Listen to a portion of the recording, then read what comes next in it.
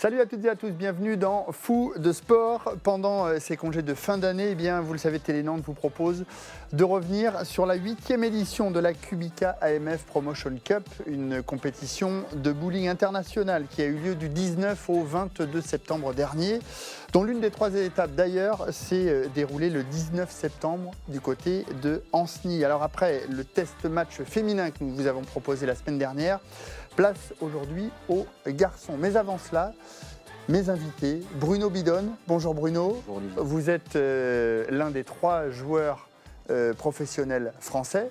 Vous n'êtes plus le seul. Et en plus, vous êtes l'organisateur de ce gros tournoi. Voilà. Donc, de cette grosse tournée.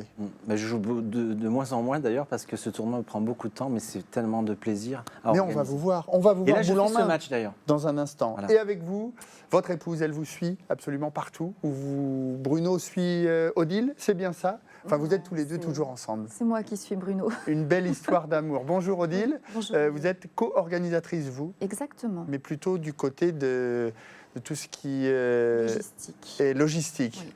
Et ça vous plaît? Toujours autant? C'est voilà, surtout la gestion donc, des joueurs, tout ce qui se passe entre les étapes et tout ce qu'il y a en amont aussi, C'est en préparation. Il faut demander à madame. On va faire un point déjà sur ce qu'est cette Kubica AMF Bowling Promotion Cup. En 2 mots, Bruno, Odile, Oui. c'est quoi ce tournoi, cette compétition? C'est un événement qui sert à porter le bowling vers le haut, montrer que c'est possible de le professionnaliser. Alors pour le moment... 3 professionnels garçons en France. C'est déjà ça, voilà. Ouais. Porter l'image féminine aussi, voilà, et peut-être aussi montrer qu'on pourrait participer au JO de 2024. On en reparlera tout à l'heure, justement, parce qu'il y a un travail qui est déjà fait de l'ombre, travail de l'ombre, c'est ça Bruno? C'est ça. Pour que le bowling soit présent en 2024 et pourquoi pas en 2028, ce sera encore mieux, le pays de naissance du bowling aux États-Unis, à Los Angeles. On revient sur ce tournoi, ce Bowling Promotion Cup, Kubica AMF. Cette année, vous avez décidé de changer un peu, de faire évoluer le format. Pourquoi? Au bout de 8 ans, il fallait dépoussiérer un petit peu, c'est ça? Exactement, voilà, on a plus de formats. Donc il y a le match en équipe qui n'existait pas il y a encore 2 ans en arrière. Il y a le match en double. Et ensuite, il y a 2 parties individuelles bien distinctes. Donc l'individuel classique et le master qui réunit les 3 premières étapes, toutes les parties qualificatives qui sélectionnent les meilleurs des meilleurs, hommes et femmes, sur la dernière date. Alors, dans plusieurs lieux des Pays de la Loire, et notamment Ancenis cette année. Ancenis, c'était Chateaubriand, chez vous, d'ailleurs, l'an passé. Où nous habitons. Ancenis, pourquoi? Parce que, en fait, donc, la région Pays de la Loire, vous avez 4 bowling à peu près intéressants. Et cette année, donc, à Ancenis, on s'est rapproché du centre parce que le propriétaire, en fait, le gérant du bowling, ça fait plus de 20 ans que je le connais. Et il est originaire du sud de la France, donc il est arrivé dans la région, c'est très rigolo. Et puis on avait des projets communs, et puis il trouvait la compétition très très bien. Donc du coup, on a dit, cette année, si tu souhaites, on peut venir chez toi. Ça permet aussi de changer de centre, d'amener l'événement dans d'autres lieux, et il a accepté, et ça s'est fait très simplement d'ailleurs. 9 nations cette année, il y en avait 7 l'année dernière, avec l'arrivée de l'Islande et de l'Écosse. Et le retour des États-Unis, très important aussi pour vous, ça, Odile. Et oui, et vous allez voir que l'Islande a été particulièrement... ça s'est très très bien passé. Ouais. Vous allez voir, le joueur est très charismatique. C'est des vrais pays de bowling, ça, l'Islande et l'Écosse? En fait, j'ai l'impression que plus on monte dans le nord, plus on peut pratiquer ce sport. On joue au chaud, c'est ça l'hiver? Oui. Oui, certainement, en fait, ça favorise. Et on est content de retrouver un Américain sur notre compétition. Alors, on va voir dans un instant la finale masculine qui opposait la Team Mercury, votre équipe, mon équipe, dont vous êtes le capitaine, et la team Orion. Juste avant cela, c'est quoi les grosses différences, puisqu'on a vu le bowling féminin la semaine dernière, le bowling féminin et le bowling masculin? Il y a des grosses différences, que finalement, pour les téléspectateurs qui regardent et qui vont voir ce match. Oui, il y a des différences. On a l'impression que... C'est à peu près pareil, sauf qu'en vrai, il y a quand même des différences sur les vitesses de boule. Les garçons jouent avec plus de vitesse, et donc la boule a un peu plus d'impact. Mais en règle générale, on s'aperçoit que les femmes rattrapent les hommes maintenant au niveau des scores, tout simplement. Et il y a un règlement international qui stipule toutes les femmes sont mélangées quelquefois avec les hommes dans les compétitions. Dans notre compétition, ce n'est pas le cas, parce qu'il y a 2 divisions distinctes, mais elles avaient 8 quilles de handicap de bonus par partie. Et on s'aperçoit maintenant qu'elles battent les hommes. Il n'y a plus besoin. Voilà. Donc ça a posé un problème. La Fédération internationale est saisie du dossier, comme on dit, et donc ça va évoluer. Donc les femmes ont rattrapé les hommes. Donc après, c'est juste une question de force, un peu de vitesse de boule, mais c'est un jeu de précision. Donc j'ai envie de vous dire, le bowling, c'est égalité homme-femme. Allez, un petit retour dans le temps, justement. On va regarder et découvrir cette finale masculine. C'était donc le 19 septembre dernier du côté d'Ancenis, entre la Team Mercury, vous êtes en bleu, rouge ? On est en bleu. Vous êtes en bleu, et la Team Orion. Alors, Team Mercury, Bruno Bidon, vous êtes donc licencié à Monaco, vous en êtes le capitaine. Il y avait également l'Irlandais Barry Foley, le Belge Bram van Meerbergen, c'est bien comme ça qu'on dit. Ouais. Gustav Björnsson, c'est l'Islandais, et Jeroen van Gil, le Néerlandais. Et puis du côté de la Team Orion, le capitaine est l'Anglais Peter Stevenson, l'Américain Toby Contreras, vous nous en parlerez d'ailleurs tout à l'heure, vous avez été impressionné par ce joueur, Mike Barter, le Français. C'est de la famille de... C'est le frère de Wendy, voilà, très bon joueur aussi. Famille de joueurs de bowling. Guillaume Marois, Français également, et l'Écossais Steven Gill, qui est mieux rentré dans cette partie. Alors pour moi, on a fait une petite erreur. Nous, c'est l'équipe Orion, excusez-moi, et l'équipe Mercury, c'est les rouges, mais c'est pas grave. Ok. Oui, on est... Dans les couleurs, vous êtes en bleu. En bleu. Et les rouges, c'est l'équipe donc. La Team Mercury, d'accord. Et alors nous, on est mieux rentré dans le match, si vous voulez, que eux. Et là, vous voyez, ça c'est le capitaine, l'anglais, Stevenson, qui est un super joueur. Il a fini 18e à la Coupe du Monde l'année dernière. Vaut mieux être petit ou grand pour jouer au bowling ? Parce qu'il n'est pas très grand, lui. Non, il n'est pas très grand. Mais là, par contre, vous avez l'Irlandais qui jouait dans mon équipe, qui est super sympa, Barry Foley. Lui, il est plus grand. En fait, c'est une question de centre de gravité. Plus vous êtes grand, plus il faut fléchir au moment de lancer la boule. Et plus vous êtes petit, plus vous êtes, entre guillemets, au ras du sol. Donc, c'est plus facile. Pourquoi a-t-il une manchette ? Ah là, c'est pour garder son bras au chaud, comme on dit. Simplement. Simplement. Ouais. Parce qu'en fait, c'est une très bonne question. C'est-à-dire que quand vous jouez au bowling, vous êtes dans une salle, bien sûr, c'est pas toujours chauffé très, très, très fort. Ouais. Et le bras, quand vous ne jouez pas au bout de 2-3 minutes, il a froid. Et au fur et à mesure de jouer, si vous le gardez au chaud, c'est mieux. Ça évite les tendinites. Ça évite les tendinites. Il y a des blessures, c'est fréquent ça, justement, dans le bowling, des claquages ou Les tendinites au niveau du bras et au niveau de... Il y a le canal carpien au niveau du poignet, qui souvent, pose problème.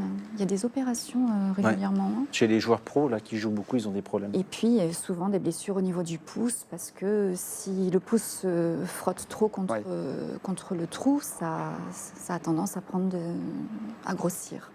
Et à faire mal. Donc Exactement. il y a des ampoules, il y a ce genre de blessures. Avant de vraiment rentrer dans le match, on a gagné le premier match. C'est au meilleur, alors on va le rappeler, c'est au meilleur des 3 matchs. 3 matchs. C'est comme le tennis. Exactement. Donc la première manche, vous la gagnez. On l'a gagné, on est bien là. J'aimerais bien que ça s'arrête là. Alors manche numéro 2. Ouais. Vous voyez l'Américain. Alors là, on a l'Américain Toby Contreras. Alors c'est exceptionnel qu'il soit là parce qu'il fait partie de la fédération américaine.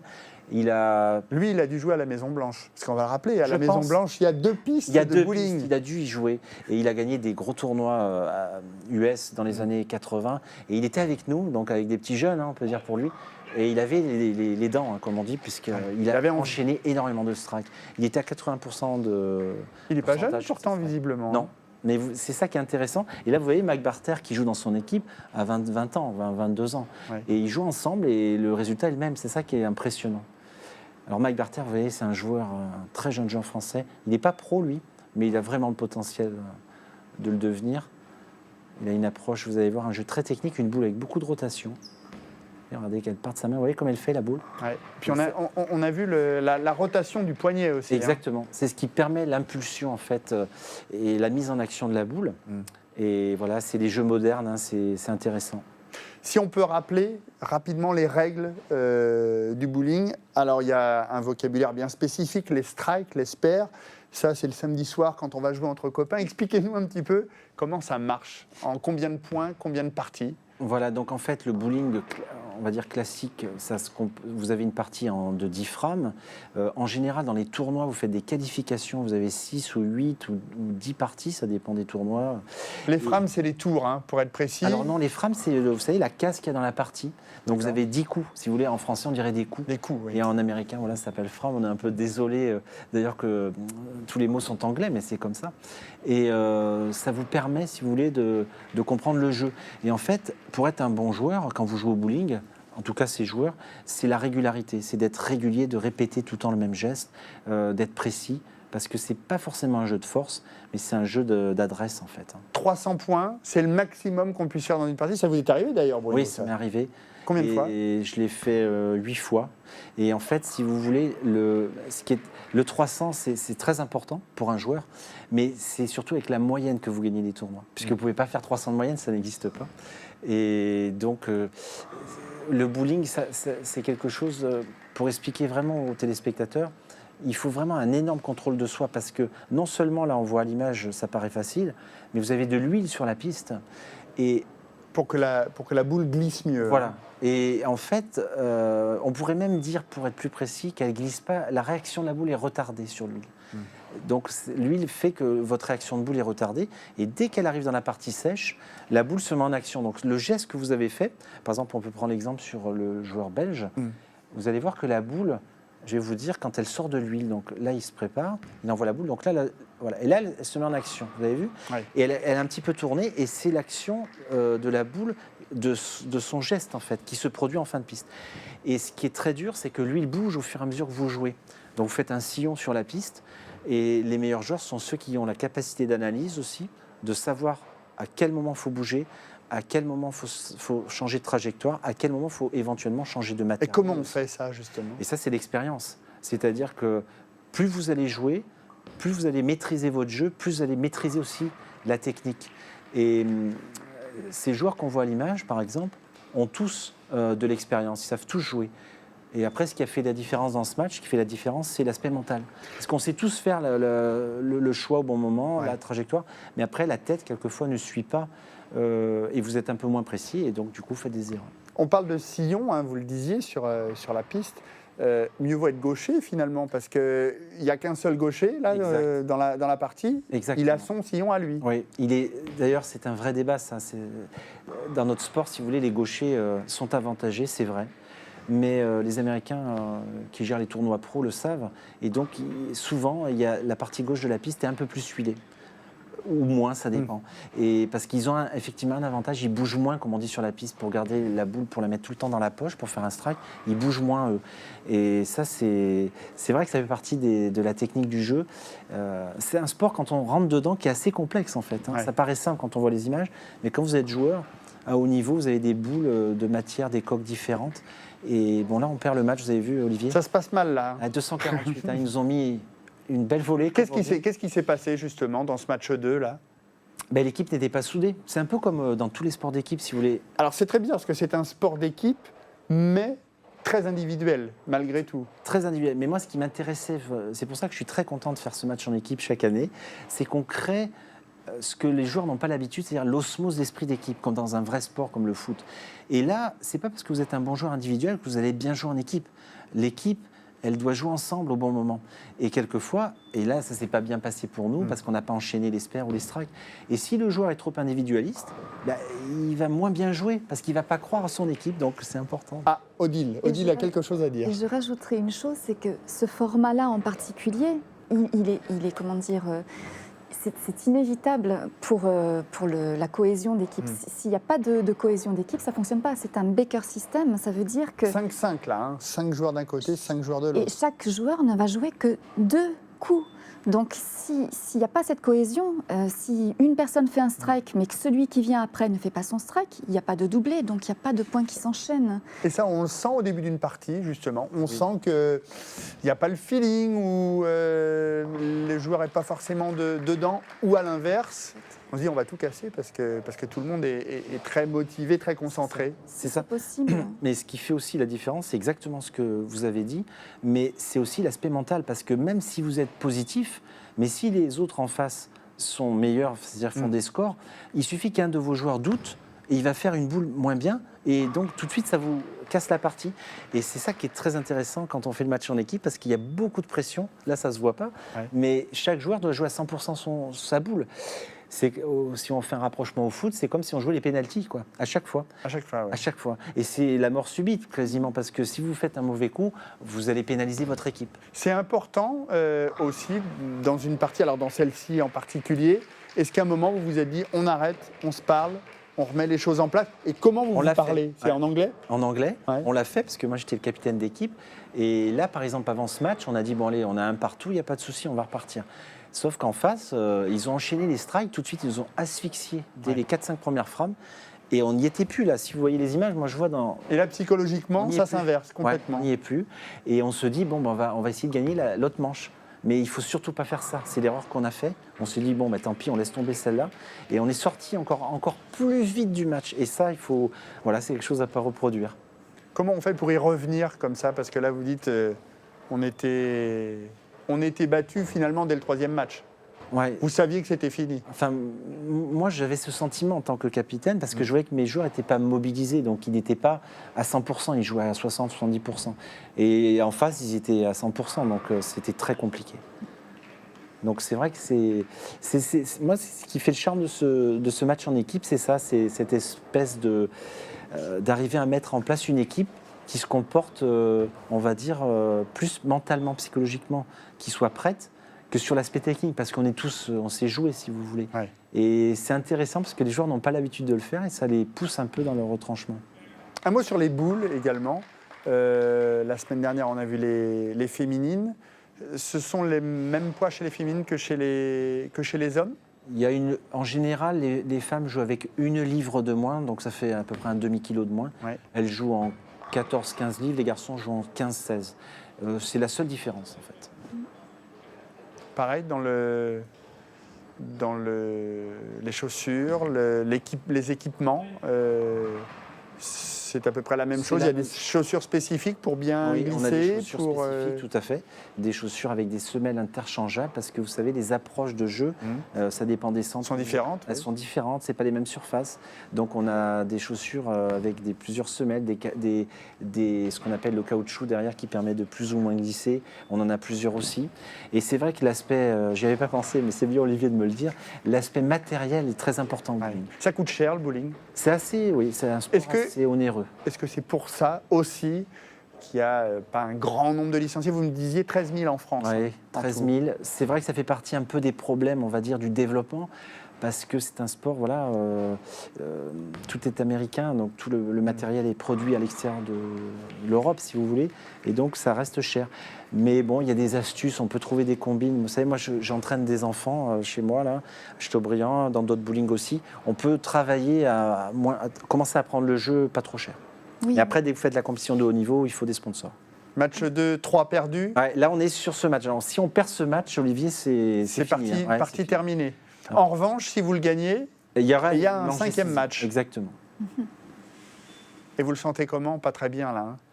Moi, j'étais à fond, honnêtement. Je voulais le gagner, mais je sentais que mes coéquipiers n'étaient pas à fond. Hein. On est forcément très compétiteur quand on fait du bowling, parce qu'on en parlait en préparant cette émission. C'est quand même une image très loisir, le bowling, Odile. Oui, ce sont des joueurs en plus qui ont l'habitude de participer à des tournois chaque week-end quasiment.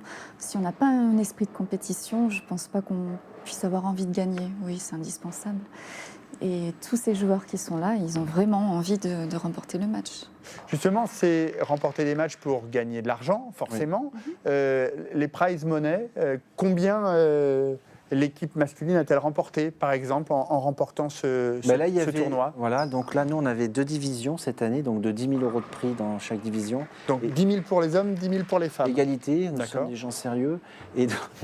On a la parité, comme on dit. Très bien. Et donc là, le match, c'était 1 500 €. Par exemple, bon, c'est pas des gros gains pour ce match, mais bon, c'est mieux de les gagner que de les perdre, du coup. Et c'est vrai que je dirais au-delà de l'aspect financier, les joueurs, quand ils ont un certain niveau, quand ils savent que c'est télévisé, ils ont des partenaires aussi, donc ils veulent gagner, quoi, parce que les gens vont les regarder, leur soutien aussi, leurs partenaires aussi, et c'est mieux de gagner que de perdre, vous savez. Donc, Là, c'est pas ce que vous faites là en ce moment sur ce 4e match. et là, on est mal, regardez, 80 à 108. Et d'ailleurs, là, vous avez l'Américain. Donc l'Américain, oui. Ouais. Ça fait plus de 30 ans de carrière, lui, quand même. Il est toujours là. Il a un jeu assez classique, c'est assez simple. Et là, vous voyez, c'est la seule erreur qu'il a fait sur les 4 parties. Il a fait que des strikes. Et c'est la seule boule où il fait une erreur. C'est pour ça que je voulais qu'on fasse un focus. Où est-ce qu'il se trompe, justement? Là, il a fait une erreur en fait, de précision. En fait, sur la piste, il n'est pas passé sur sa flèche, en fait, sur son repère. Et il a fait une petite erreur de précision. Ça aussi, c'est un problème de concentration. Oui.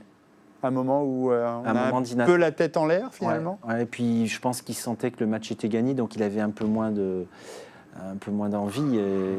Mais c'est vrai que quand on voit les images, quand on est dans le match, on ne s'en rend pas compte. Mais quand vous êtes dans un match, ce qui fait vraiment, vraiment la différence, et je le redis, mais c'est la tête. La tête gouverne vraiment le geste. Il n'y a rien à dire. Quand vous jouez avec de la conviction, vous jouez mieux. Et là, nous, parce qu'on sentait que c'était quasiment fini, là, déjà. À la frame 9, vous voyez, on a trop de retard. Oui. Là, vous avez l'Écossais Steven Gill, qui est un très bon joueur. Il a fait la Coupe du Monde, là. Première fois qu'il était présent? C'était la première année. Et il a terminé 18e de la Coupe du Monde. Donc, c'est un très bon joueur. Un gaucher, oui. Et un peu il chanceux. strike. Ouais. Ouais. Il en faut aussi. Et il en faut. Pour tous les grands joueurs, il faut. Là, vous aviez de la chance, vous J'en ai Bruno eu, ouais, j'en ai eu. Ouais. J'en ai un peu moins maintenant. J'en aurai l'année prochaine, Olivier. Ouais. On gagnera l'année prochaine. C'est pas trop compliqué, justement, pour vous, de moins jouer? Non, moi j'accepte, vous savez, maintenant, ça fait plus de 25 ans que je joue. Je fais vraiment avec plaisir cette compétition. Et puis, bon, voilà, j'ai une vie de famille, des enfants, donc on est moins disponible. Voilà, il faut accepter les choses.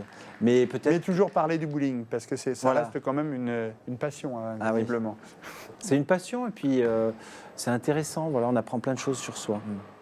Alors là, c'est pareil, sur ce tir, la rotation pas assez bien faite, c'est Tout ça? à fait. Là, il a fait une belle erreur, là, le Néerlandais. Parce qu'il faut que ça aille toucher la quille de tête. quille de tête, et on est sûr de faire un strike? Ça dépend. Ça dépend après de l'angle, de la vitesse. Mais si vous ne touchez pas là, vous ne pouvez pas faire strike, ça c'est sûr. Il a fait un bon spare.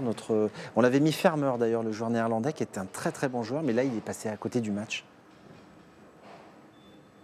Alors là, on arrive à la fin de la partie. On sait que c'est perdu. Oui, là on sait. Nous on a perdu. Là c'est les dernières boules. Ouais. Et d'ailleurs là, il a fait On une sent petite qu'ils sont erreur. moins concentrés. Ouais. Voilà, il est moins Aussi. concentré, c'est fini. Et voilà, là, on a perdu 3-1. Et il n'a même pas fait un strike. Et là, il n'y a même pas la chance. Et voilà, il n'a même pas la chance. Là aussi, c'est un signe. C'est un signe. Ouais. Et vous voyez, il y a un gros écart, 242 à 164. C'est-à-dire que nous, on n'a tous pas bien joué. 164, c'est un petit score. À 242, c'est un très bon score. Ça reste une grosse déception pour vous ou pas? Non, moi, quand on est compétiteur et ancien compétiteur, on veut toujours gagner les matchs. Mais bon, il y a une très bonne ambiance entre nous, donc il n'y a pas de souci. Donc voilà les vainqueurs. On parlait également au début de cette émission, vous étiez pendant longtemps le seul joueur professionnel. Vous êtes désormais 3. On est 3, oui. En France. Et ça va dans le bon sens, je serais tenté de dire. Ça va vraiment dans le bon sens, surtout que ce sont des très jeunes joueurs de talent. Et on croit en eux. Ils sont jeunes, hein? Ouais, ils ont 20, 22. Et à l'image un peu de Mike Barter qu'on a vu dans l'émission, ce sont des joueurs qui ont un énorme potentiel. Voilà, il faut un peu les protéger, je pense. Il faut aussi leur expliquer comment ça fonctionne aux États-Unis. Là, ils sont allés voir. Bon, on n'a pas eu le temps vraiment d'en parler, mais je pense que c'est très bien ce qu'ils ont fait. Ils ont joué du côté à Reno. À Reno. Et il faut apprendre, parce que si vous voulez, c'est un peu de la Formule 1 aux États-Unis. Il faut le staff avec vous, il faut le matériel, il faut tout. C'est pas parce un peu comme au golf. Voilà, c'est pas parce que vous savez que jouer. Il faut toute une équipe avec vous, parce que là-bas, il y a beaucoup d'argent en jeu, il y a des huilages différents. Il faut vraiment avoir le matériel adapté au moment, à l'heure adéquate, au bon moment. Et il faut une équipe avec vous, c'est très très important. Et là, il n'avait pas cette année. 2 joueurs de jeunes pros qu'on pourrait retrouver peut-être en 2024 je pense, au JO ou 2028. En tous les cas, et ça sera le mot de la fin puisqu'il nous reste une petite minute, l'objectif c'est de participer en 2024 peut-être encore mieux en 2028, Ça puisque serait c'est peut-être plus facile en 2028. aux États-Unis, à Ouais. Los Angeles, Au JO. que le bowling devienne un sport olympique. Oui, c'est vraiment l'objectif et nous on se bat pour ça et on va tenter quand même Paris d'abord 2024. Ouais. Il y a un travail de fait là, Ça y est, c'est à en l'heure cours. actuelle, ouais. C'est en cours, on est déjà en train de travailler avec la fédération internationale, la fédération française et européenne bien évidemment, mais c'est surtout la fédération internationale qui a le dossier. Donc moi je les ai déjà contactés comme ça va se passer en France et on est déjà sur le dossier. Et puis rendez-vous pour la 9e édition l'année prochaine. On a déjà les dates ou pas? Ça sera dans les mêmes dates, fin septembre. Merci beaucoup Bruno et Odile Bidon d'être venus sur le plateau de Télé Nantes et de Foot Sport pour parler de bowling. On se retrouve la semaine prochaine pour un nouveau numéro de Foot. Ce sera le retour. Et puis Foot Sport également, courant janvier. Passez de très bonnes fêtes de fin d'année. Salut!